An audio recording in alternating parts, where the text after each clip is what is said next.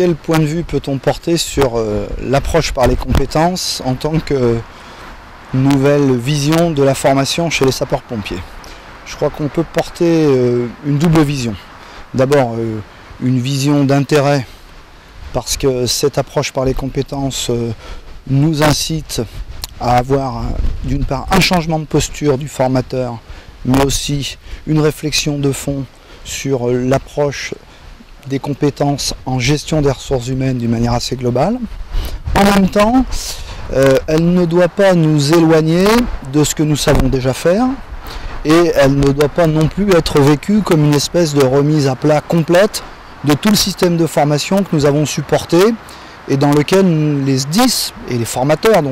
auxquels il faut rendre hommage se sont énormément investis. Donc moi je serais tenté de dire d'abord le principe de réalité, c'est-à-dire la formation n'est pas une fin en soi, c'est un moyen qui doit permettre de répondre et de satisfaire un objectif d'amélioration de la qualité du service public dont nous avons la charge, et en même temps de valoriser ce qui existe et ce que nous savons déjà faire.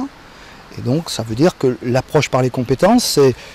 une vision un petit peu différente de ce que nous avions jusqu'à présent en matière de processus de formation, mais pour autant, ce n'est pas une remise en question complète de ce que nous avons appris, de ce que nous savons faire et dont nous avons pu faire preuve en termes de qualification et d'outils de formation. Sur le SDIS de Dordogne, comment peut-on mesurer l'impact d'une approche par les compétences? Je dirais que le premier impact en matière d'approche sur les compétences, on l'a mesuré dans le domaine du secours à personne. Secours à personne qui est tout de même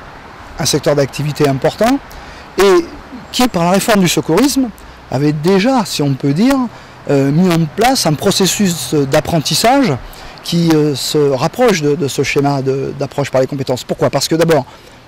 on faisait au travers de la refondation pédagogique du secourisme des mises en situation d'apprentissage, au travers des cas concrets, et en même temps, on a su concilier cette vision de la situation d'apprentissage avec un savoir théorique. Parce que l'un ne va pas sans l'autre. Je crois qu'il faut avoir à l'esprit qu'on ne doit pas partir dans un schéma qui